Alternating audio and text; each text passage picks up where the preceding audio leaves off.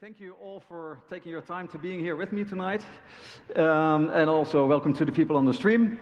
This talk is about the Miwa Anker lock.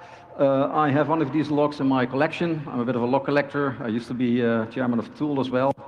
And of course, I'm a hacker, like most of you. And I like to figure out how stuff works. And I thought a few years ago already, how does this specific lock work? Because it's quite special in that it uses magnets. So I set up on a trip on figuring out about this particular lock. And this talk, the next 50 minutes, I will tell you about what I've tried to do with the lock, where I failed, what not many people will tell you nowadays when we all have Instagram, but I will tell you all the failures and all the successes as well. I probably don't have enough time to have to have questions in between. If you have any questions, maybe we have some time at the end, or otherwise you can find me outside after the talk. So I have this background in Tool, and I also have to say I'm writing a book together with a few friends about lock sport. So this cylinder, the Anker 3800 or Miwa 3800, it originated, was invented in Japan as Miwa. It is sold in the Netherlands as Anker. This is a view from the inside, and you see that this lock has 4 pins, which you will find in many regular locks that you will find on the door, but also here above the pins we have sliders with magnets in them, and that makes this a special kind of cylinder. Now here you see the key, and on the bottom of the key there are these indents, the bitting of the key, and you can see that they match the 4 pins that are inside the cylinder. So and on the other side of the key we see 8 black squares. Those are 4 sets of 2 magnets, and those are samarium cobalt magnets, and they can also be fakes. So some of these black blobs are magnets and some of them are fakes. And these magnets make tiny little sliders in the cylinder move, and they need to move to the correct spot to open. Right, so here again you see a blown up version where you can clearly see that the what did I do? The wrong button. Where you can see that the sliders go from left to right within the plug, and they are operated by the magnets that you can see here in the key, and on the bottom these pins are operated. Now the pins, I'm not really going into lockpicking. You can go to other talks or to visit the tool village here at the campsite, but for lockpicking or for the pins, they need to be aligned at the shear line. So the length of the red pins need to match the cuts in the key, and when they're all perfectly aligned, the plug is free to rotate. Well, that's not the interesting part. The interesting part is those magnets. So we have here the 4 sliders that can slide. In this orientation they slide up and down, and so you see there's 4 sets of 2 magnets in the key, that 1 set per slider. Now, I then did some photoshopping to create this wonderful slide, so I think this is my Photoshop achievement unlocked, although it's a bit crappy, but I'm not a designer, I'm a hacker. On the left you see the closed lock, and you can see that the pin is not at the shear line, and also you see this yellow slider. It protrudes into the edge of the cylinder, so that's why it won't open. And there's a little spring on top. And this green and red thing, that's the magnet. And on the right you see it with the correct key inserted.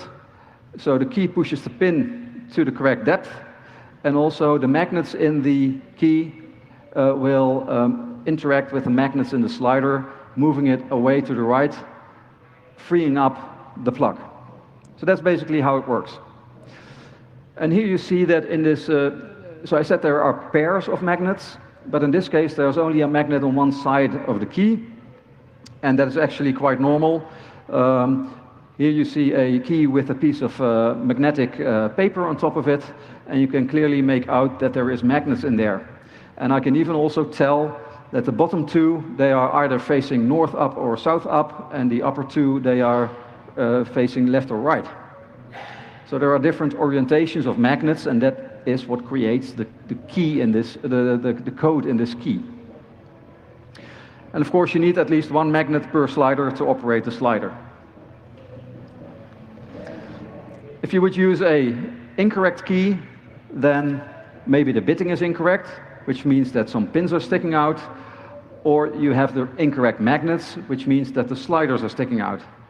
So they all need to be correct for everything to align within the plug and the plug to rotate.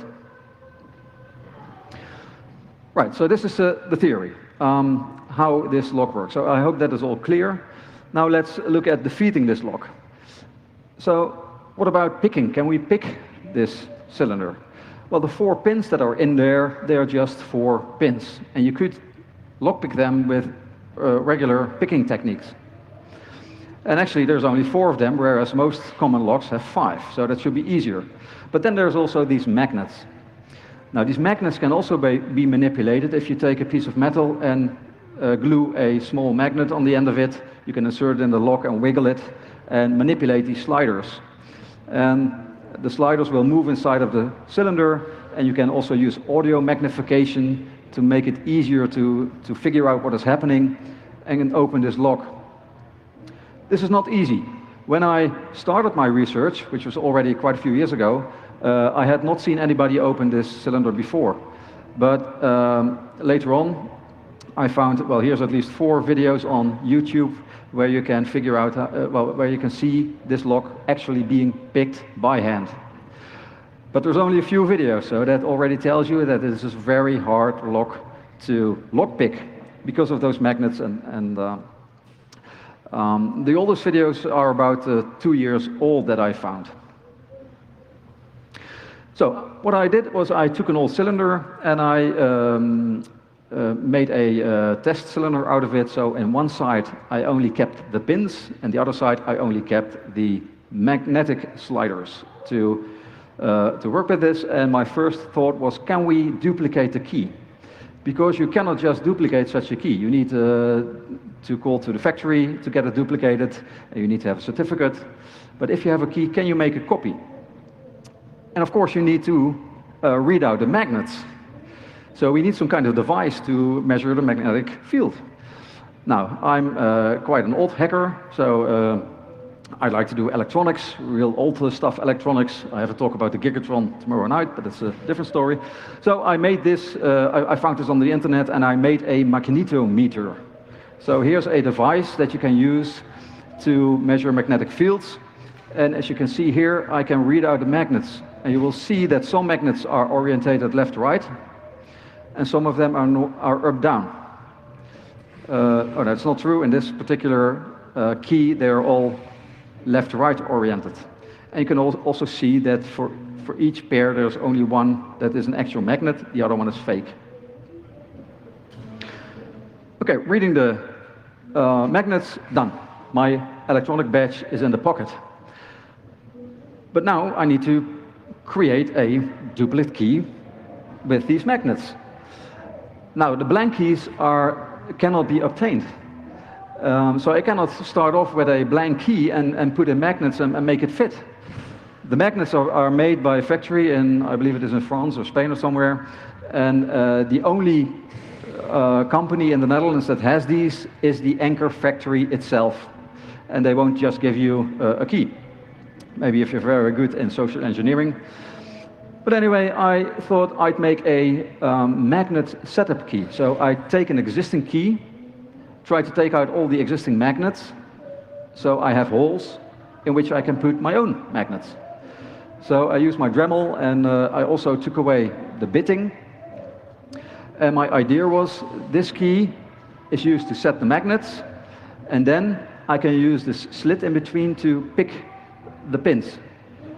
Because, I cannot, from an existing key, I cannot make another bitting of another key. So I thought, well, let's make a key with the magnets and do picking. Well, that was also an epic fail, because there's so little room inside this cylinder that I just could not put my pick in the lock and yeah, not disturb pins that I did not want to move. So that was a fail. But nevertheless, I proceeded. I bought some 2x2x2 millimeter magnets, yeah, I tried to make the setup key anyway, because I wanted to do, yeah, I still was trying to learn more stuff, but this just didn't work. I'm not very good at metal work, it appears, and it was too steep a learning curve for me. I didn't have the right equipment, so the setup key thing was going nowhere. It failed. So I thought, how else? Well, let's forget about these magnets for a while. Let's suppose that we can create a key with the correct magnets. Let's suppose I find somebody who can do the metal stuff and create this empty key for me. If I have it, what do I do with the bitting? How do I copy the bitting? Well, I also do have some equipment to make copies of keys by using molding. So you take some putty, you put in the key, it makes, you get a mold, you pour in molten metal, and you have a copy. Here you see a mold I made of an existing key. So now my idea was, if I have a setup key with the correct magnets, I need to put in this bitting that you see here. And this is how I did it. So the setup key I combine with the mold of the key I want to copy. I pour in metal, and this is the result. Does it work? Yay, achievement unlocked. Of course, this is the cylinder that only has the pins and not the sliders, because I didn't succeed in making the setup key. But this proves that if I have a setup key, I could copy the bitting. So, to duplicate a key, we could make a skeleton key from the existing key, but that's quite frustrating. Also, even if I could get this empty key with the holes to put the magnets in, the magnets that I bought are 2x2x2 millimeters, and the key is only 2.1 millimeters thick. If you have only 0.1 millimeter left, it becomes really horrible to work with. And this was the state of affairs at LogCon 2019, just before COVID, and I thought, well, the only solution I see to get to advance is to do 3D printing. But I didn't have a 3D printer, and yeah, I left the project. I abandoned it. But then came COVID, and I had time.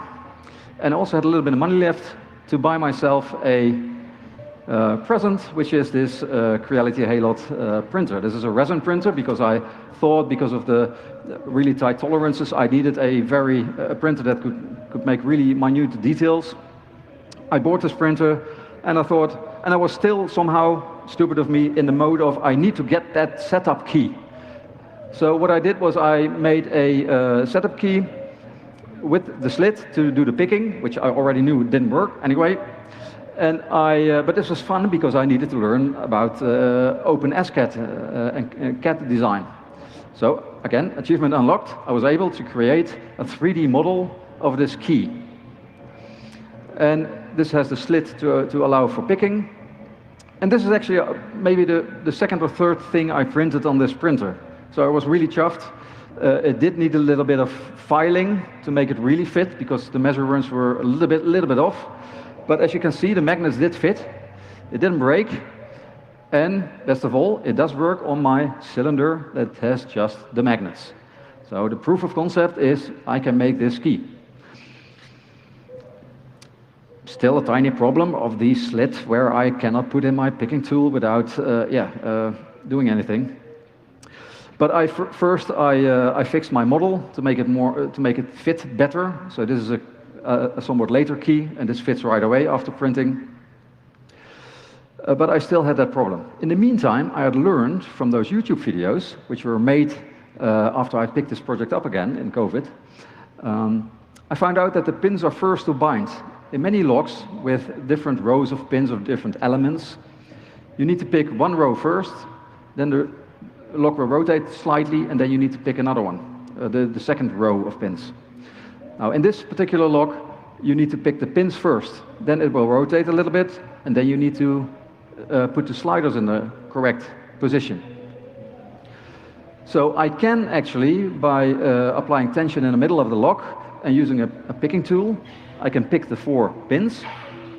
And when the 4 pins have been picked, I can use the setup key that I made by copying the magnets from the original key. I can insert it and keep the tensioner in place, and that would open the lock. And I tried this, and I picked the lock, and actually it was much harder than I had anticipated. But achievement unlocked, I did open it, but this is not really something that a non-professional lock picker would easily do. Also, the pins in this lock are anti-picking pins, which makes it more difficult to pick them. Yeah, but as I said, so the attack factor that we have up till now is if I have access to a key, even temporary, I can read out the magnets, I can create a setup key, I can pick the pins and open it. But of course, why am I not just 3D printing the bitting? I was really stuck on my original train of thoughts of continuing what I was doing. But of course, you can just print the bitting. I mean, that's no biggie. So I updated my model, and you can now create bitting in there as well. And yeah, you can just type in another code, and as you can see, it will change. There's another bitting. So you can just type in the number of the code of the bitting that you want to have, and you create a key. So with that, here's such a key that has been printed, and it does work on both sides. So now we can actually create a copy. Of course, you also need to know what the bitting is, but there's only 4 pins, and the depth of these pins, there's only 4 possibilities. So that's not much. In many locks, you will have 7 or maybe 9 possibilities, and then you really have to measure quite well to see which depth it is. But in the Anker, it's only 4. And if you've been doing this for a bit of time, you can do this with a naked eye. If you give me an Anker key, I can see with a naked eye what the depths are. So I can put that in my OpenSCAD printer key and have a duplicate. So that's interesting. Problem is a little bit that the keys are very brittle. I once dropped a key from this height and it broke in 2. And also you have to be careful inside of the lock. So I also did have a key break inside of the lock, and it gave me very hard time getting that key out again. So that's also why if you do these kinds of experiments, you do them on your own cylinders that you don't use in a door or somewhere where you rely upon them. So the keys are brittle, so what to do about that? I thought about this, and I thought, well, if we make the magnets smaller, there's more surrounding material making the key more sturdy. So I did find some 1 by 1 by 1 millimeter magnets. Now, they are so incredibly small that if you put them in tweezers and you move them around, they will already flip. I gave up. And then I talked to a colleague of mine at work about this hobby project, and he said, well, why not use disc magnets? And he actually already started on printing on his printer a key, and he does not have a resin printer, but a filament printer. And as you can see here on the bottom, this is a key where the magnets are cylindrical. This means that some magnets need to go flat, and some magnets need to be going deep inside of the key. But of course, if you print a key on a per-use basis, you can print it any way you like. So you just print it so it fits the correct magnets. And what's even better, you can leave out the holes where you don't need a magnet, where we have these fake magnets, which will also strengthen the key more. And I was worried about the filament printer not being able to make the key with such tolerances that it would work, but actually it does work flawlessly. So that's about key copying. But another kind of attack is where you want to gain entry to open a lock where you do not have the original key. So this is not about key copying, but about opening the lock, decoding, picking, whatever. Now here again some wonderful photoshopping, and you see that the key on the right has a magnet with north facing up, and this matches for this slider a magnet where north is facing right.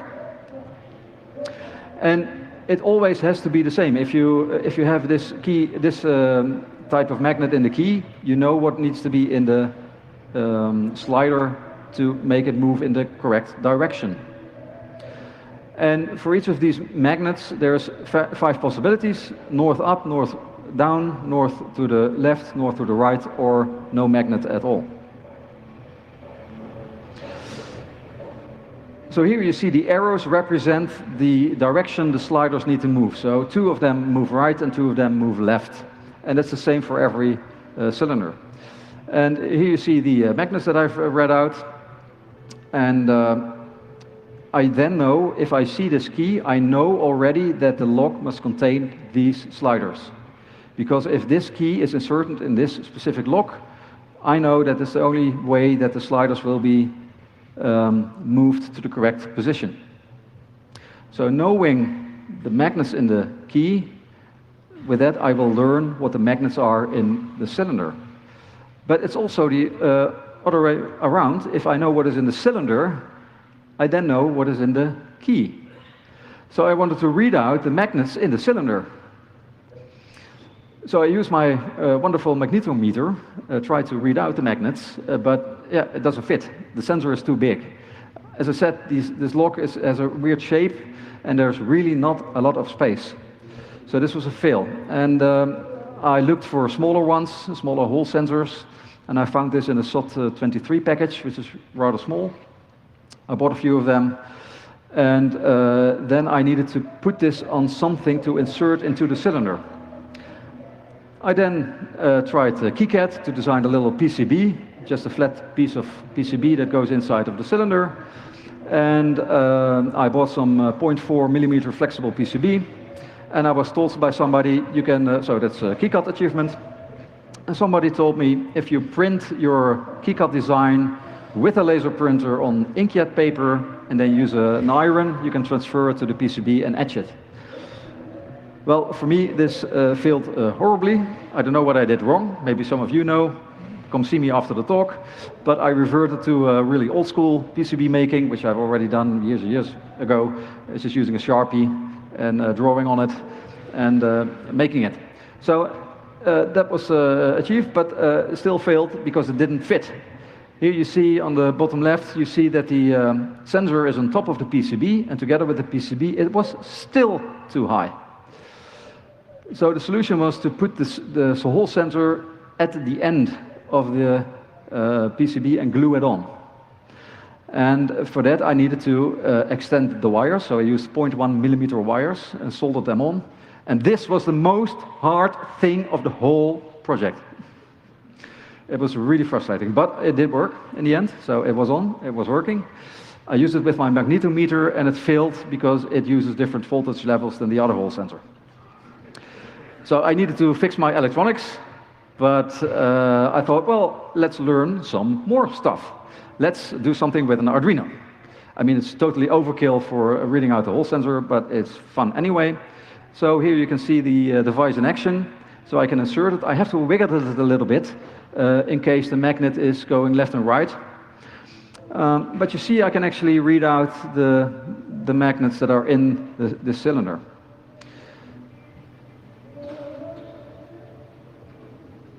And what's interesting is that this lock has quite a few magnets, but we'll get to that later. And since I was doing this anyway, I thought, well, let's make it more beautiful. So I ordered this LCD touchscreen, and I also programmed in that you can that it will translate from the magnets in the key to the cylinder, and vice versa. It has now an analog mode and a digital mode to show what the magnetization is. There's an SD card in there, so you can save the current readout to the SD card.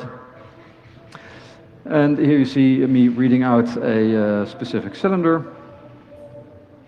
And you see it will translate automatically. If the cylinder in this position has this kind of magnet, then the key must have this other magnet in that place.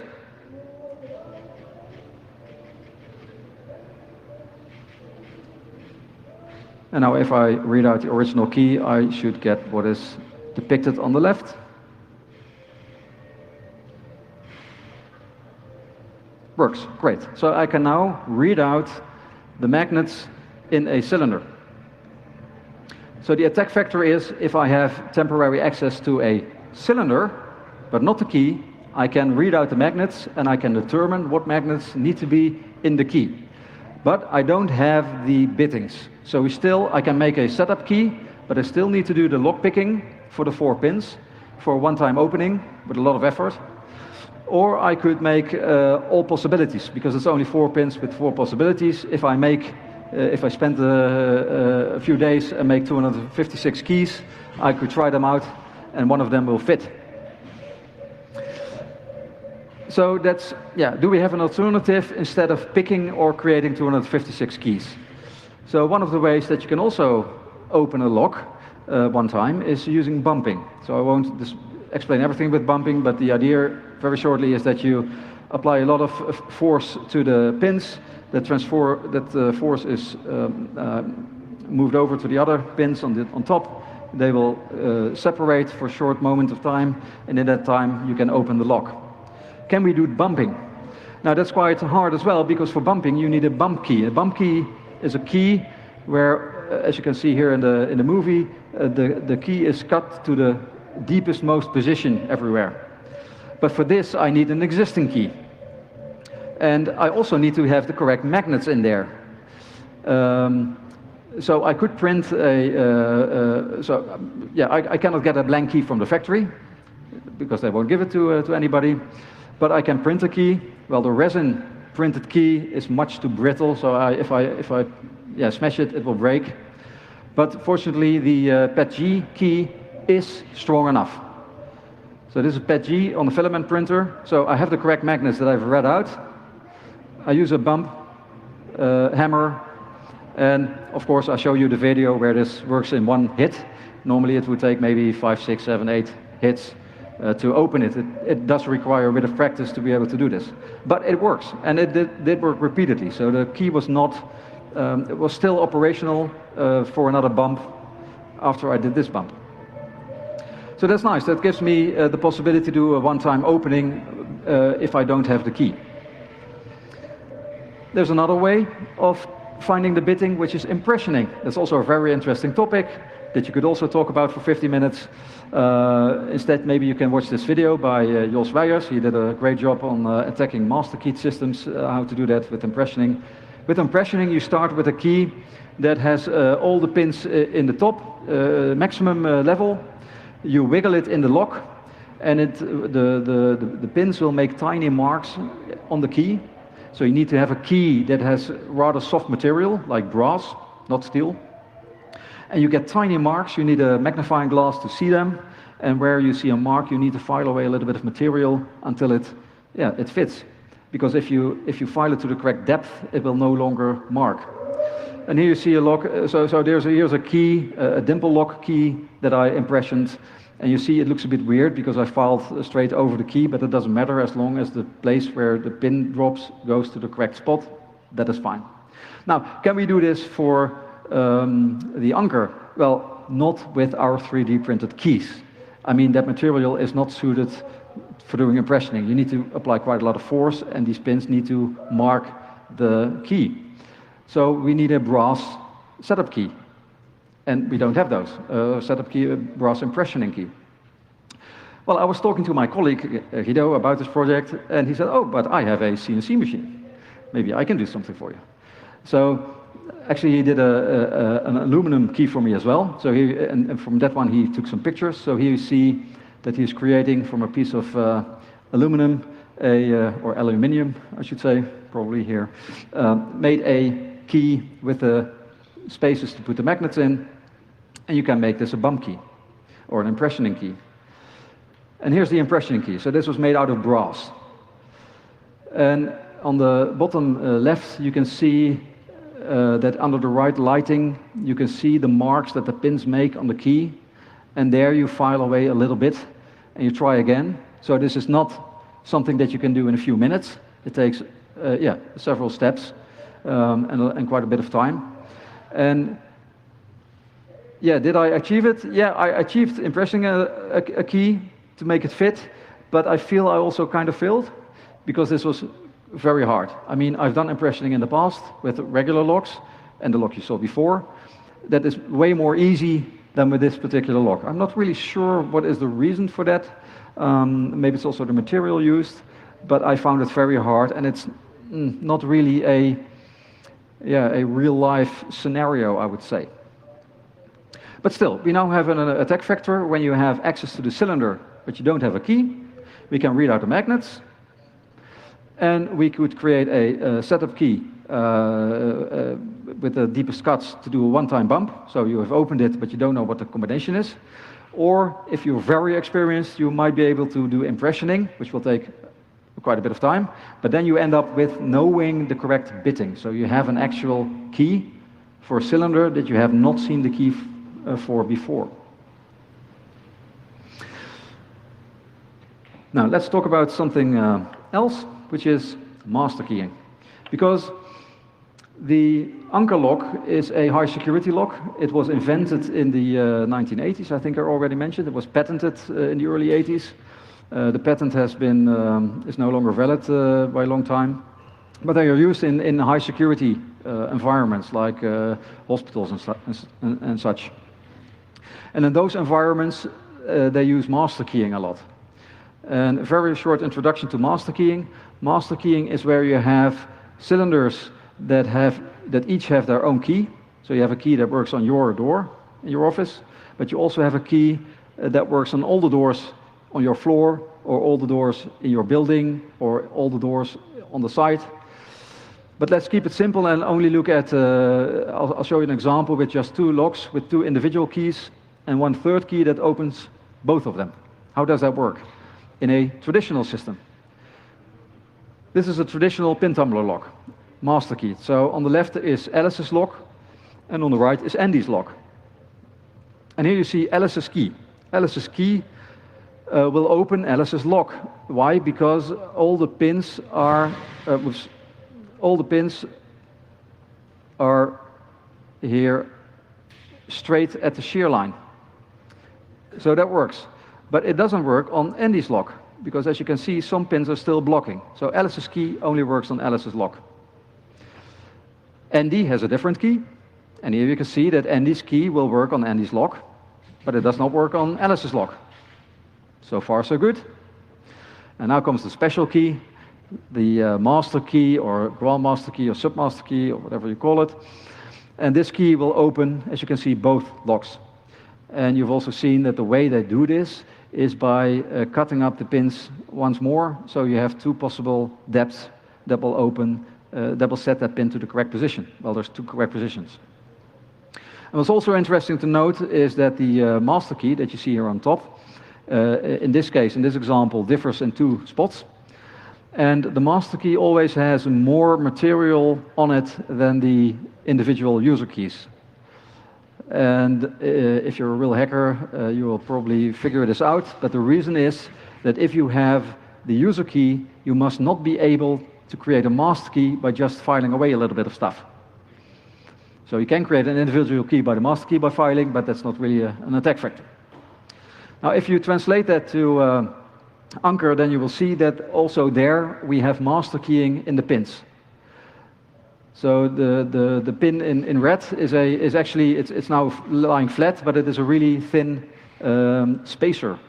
And on the middle right, you see the three different spacers that exist with a depth of 1, 2, or 3. And you also see the pins with depth 1, 2, 3, 4. So with these you can make all kinds of combinations. So for these pins and this cylinder is part of a master key system, and there is two bittings that will match to open the lock. So my naive thought when I started this was to think, well, if I have an existing key, so let's get back to the scenario where we do have a key for a cylinder, and we know it's master keyed, and I have this key, I know it's a user key, so I don't have much access, then, well, this must be the correct position also for the master key, because otherwise I could file away stuff to get to the master key, which is against our rule.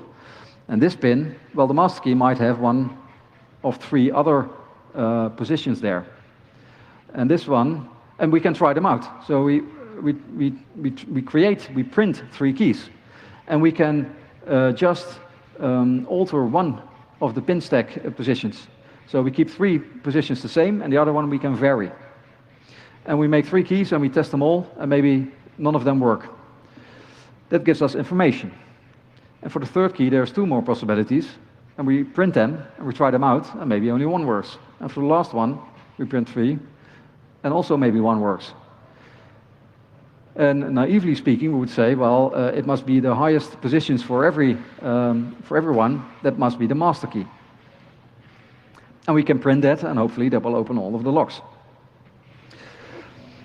It is actually not true. Oh, yeah, we can copy these. But you can make these keys, try them out, and get information about what works.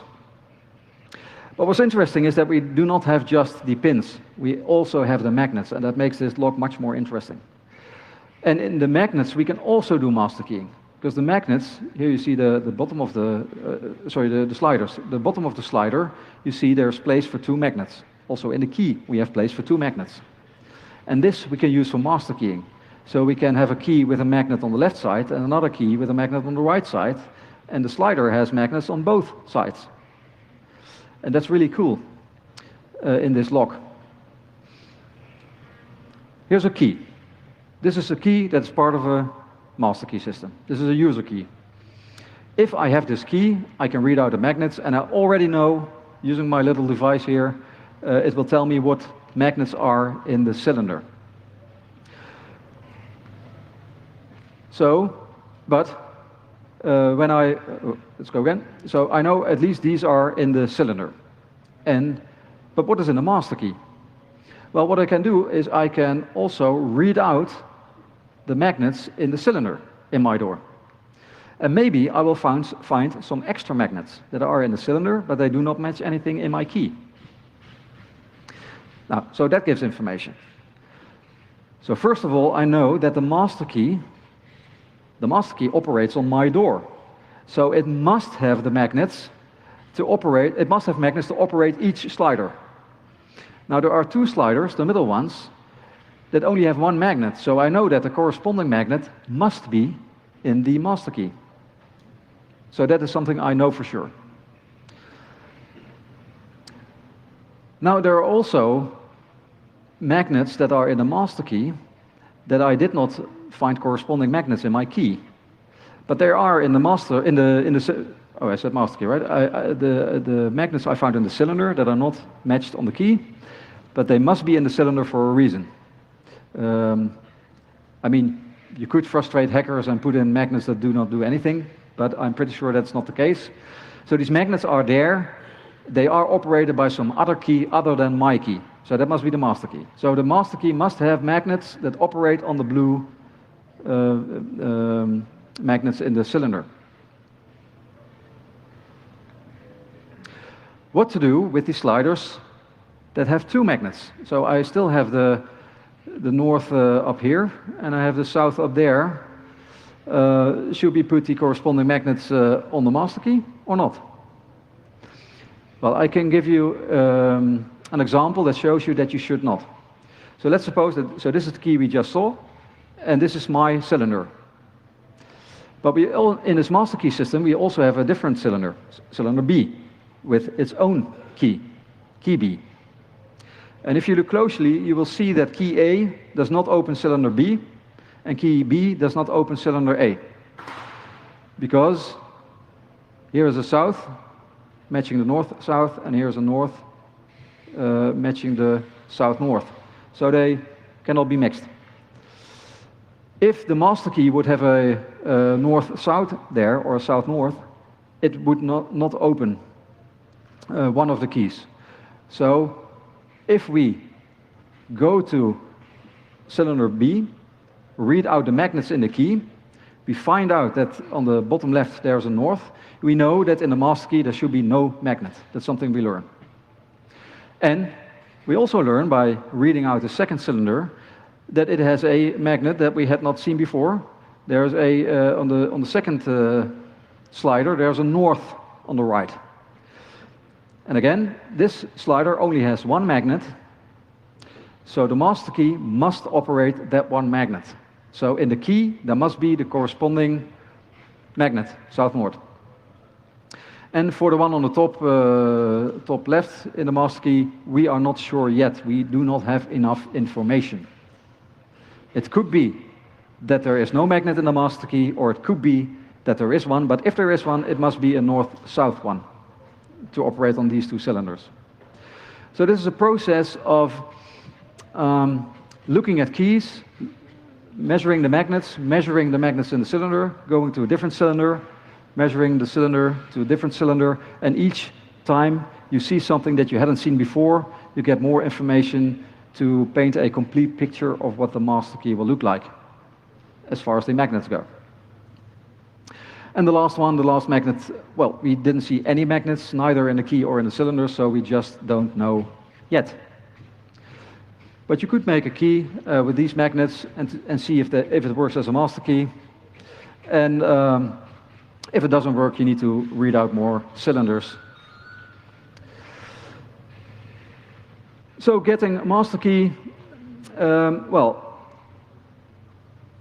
what I said before about filing away, that was a bit naive. Also in the Anker system, because you have both pins and magnets, that means that if you have a key that could be filed to the master key bitting, that's not an issue if the magnets are different.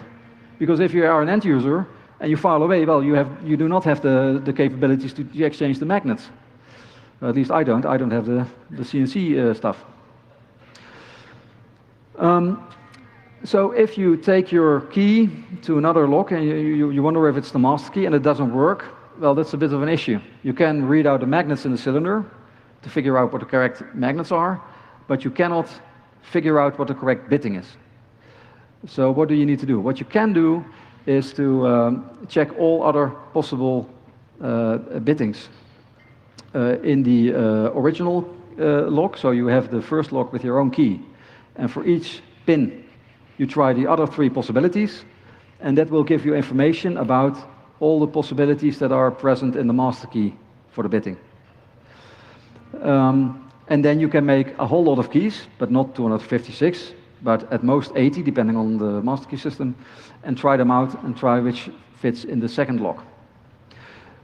So that's interesting. The more cylinders you see and the more cylinders you measure, the better you are able to get the master key, or as I call it, God mode, the key to all. But it's surprisingly hard. And the reason is this combination of the pins and the magnets. So I'm actually quite impressed with this system that is already 40 years old, and it still has such a resistance against finding out the master key. It certainly is a lot harder than with regular pin terminal locks only. So let's summarize. I may even have time for a few questions, I see, which is great. So summarizing here for the people who are more visually. If you have a key, if you don't have a key, no, let's start with not having a key. You don't have a key, then you can decode at least the magnets in the cylinder, so you know which magnets are in the key. Then for the pins, well, either you can pick, but that's very hard. That's why it's in light blue. I don't think that's really a realistic way of doing it. You could bump. I think bumping is quite realistic, but then you have a one-time opening. If you are able to do impressioning, which is also very, very hard, you could get a working key. So getting a working key without having one at start is very hard. But opening once is, for a very determined hacker, doable. If you already have a key, an end user key, a user key, then you can decode the cylinder and the key, gives you more information. You can duplicate the key. And if it is master keyed, you can try with creating a lot of other, well, with the 12 keys, find the other bittings, and then you can go to other cylinders, read them out, and maybe you need to print quite a lot of keys, but if you are persistent, you will be able to, in the end, find the master key, but that is still quite hard. Now, there's one thing I didn't really discuss, which is that if you have opened the cylinder once, what you could also do is open the cylinder and look at what's inside. So you don't have to make all the setup keys, but you just open it up, look at the pins and the depth, and you can maybe reassemble it or throw it away. But this is also quite hard. If you have a cylinder like this, well, at least I'm not able to disassemble this well, I'm able to disassemble it, but I'm not able to then reassemble it. If it would be a half cylinder, that is doable, still quite hard. So that's actually where I am with the investigation. It took me quite a lot of time. I did have a bit of a wish list, but I didn't have time enough to implement this before MCH. So I wanted to build a Arduino shield where you have 16 Hall sensors, so you can put on a key and get a reading immediately for the complete key. But obviously, it doesn't really add to what I've been saying, but it's just a nice project to do another PCB and some electronic stuff. And what also would be really nice is to make a device that would read out all the magnets from a cylinder in one go. And I did later find out that there are devices, magnetometers, that are suitable for that. Yeah, this is harder to solder, and I didn't really pursue this yet. So the conclusion, with the advent of 3D printers, copying keys has become much more easy. For regular standard keys, it's become super easy. And yeah, if you show your key to somebody and it's a regular key, somebody can just make a picture of it and make a copy and 3D print it.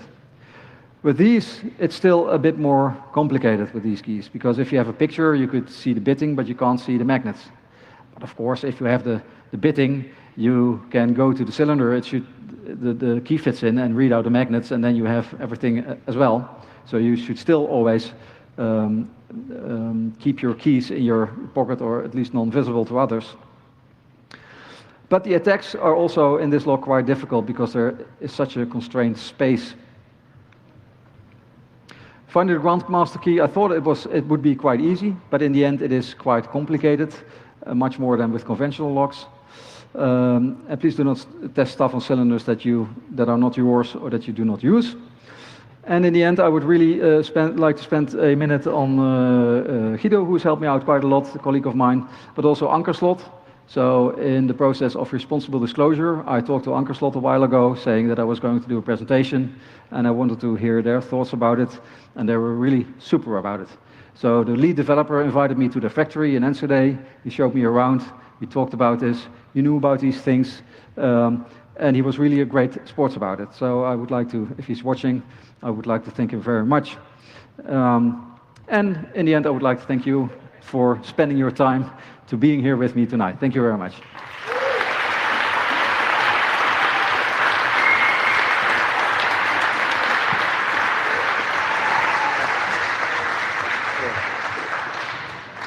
Thank you. We've probably got time for maybe 1 or 2 questions, if anyone's got any. Oh, I've got one quickly. Could you have used electromagnets instead of putting magnets in?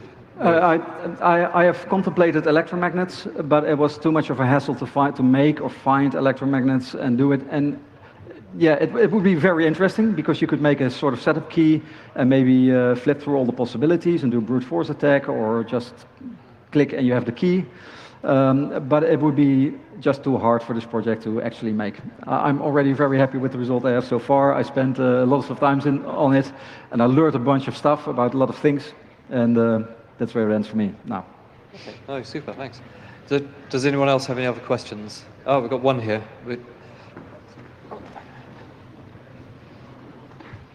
Since you've talked to Anker as an ethical hacker, is there a recommendation you have for them to improve their locks so it's even harder to pick?